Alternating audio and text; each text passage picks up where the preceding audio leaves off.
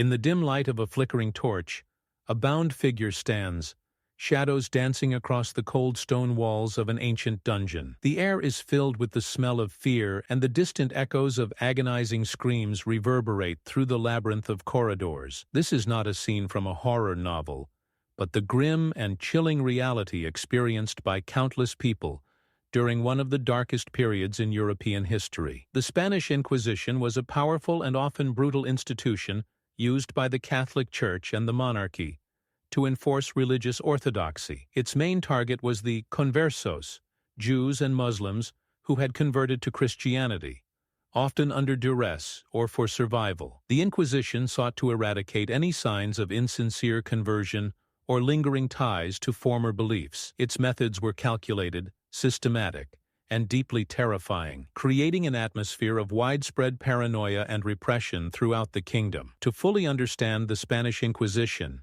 it is necessary to first understand the complex historical and socio-political situation in Spain at the end of the 15th century. For more than 700 years, most of the Iberian Peninsula was under Muslim rule, which contributed to the formation of a multicultural environment in which Jews, Christians, and Muslims coexisted, albeit not without conflict. This era of convivencia, coexistence, ended dramatically with the Reconquista, a centuries-long campaign to reclaim Spanish lands. It culminated in 1492 with the fall of Granada, the last Muslim stronghold. This grand military success inspired Ferdinand and Isabella to pursue the idea of national unity under the banner of a single religion, Catholicism. The monarchs now turned their attention inward, subjecting those who had outwardly converted to Christianity but were suspected of secretly practicing the faith of their ancestors to rigorous scrutiny. The conversos became scapegoats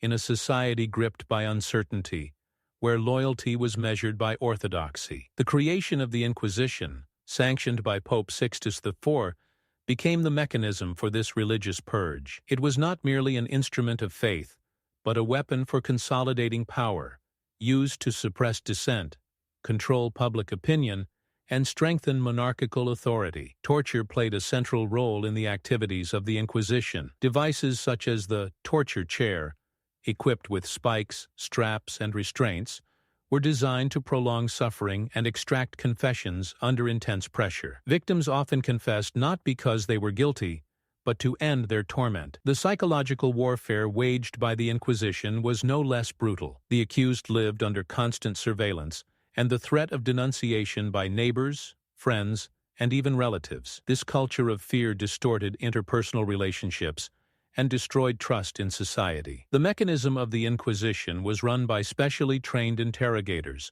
often clergymen with deep theological knowledge and ruthless efficiency. They meticulously recorded every confession and accusation, compiling extensive archives that served as both instruments of persecution and means of control. Among these figures, one name stands out: Thomas de Torquemada, the first Grand Inquisitor, a Dominican monk and ardent supporter of the righteousness of his mission. Torquemada led the aggressive expansion of the Inquisition's sphere of activity and its intensification. Appointed Grand Inquisitor in 1483, Torquemada wielded unprecedented power. During his tenure, the number of trials, imprisonments, and executions rose sharply. He presided over many auto-theatrical public ceremonies of repentance and punishment that often ended with the burning of the condemned at the stake. These events were intended to serve as a public warning and moral spectacle, strengthening the power of the Church and the monarchy, and intimidating the population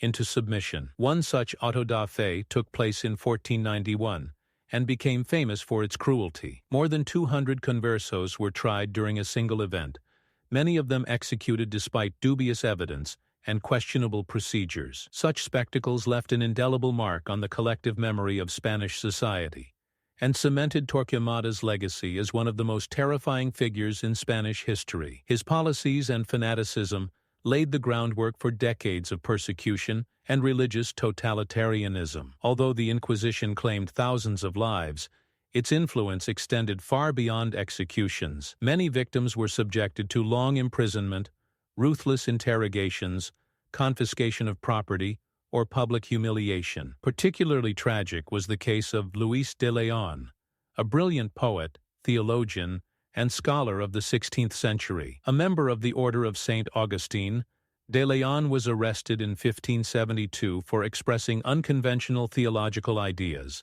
and translating texts into Hebrew. His intellectual curiosity and commitment to truth were interpreted as signs of heresy. Leon spent 5 long years in the dungeons of the Inquisition. Deprived of his freedom and subjected to mental and physical torture, he refused to renounce. His release in 1576 did little to restore his mental and spiritual strength. Although he resumed his scientific activities, the scars inflicted on him during his persecution remained with him for the rest of his story. Symbolizes the Inquisition's attack not only on religious freedom, but also on intellectual inquiry and artistic expression. The social consequences of the Inquisition were devastating. Spain became a society riddled with suspicion and betrayal. Denunciations were commonplace and often encouraged, as accusing others could divert attention away from oneself. This led to the breakdown of families, the destruction of friendships, and a general atmosphere of mistrust. The fear of deviating from the norm caused many to suppress their beliefs,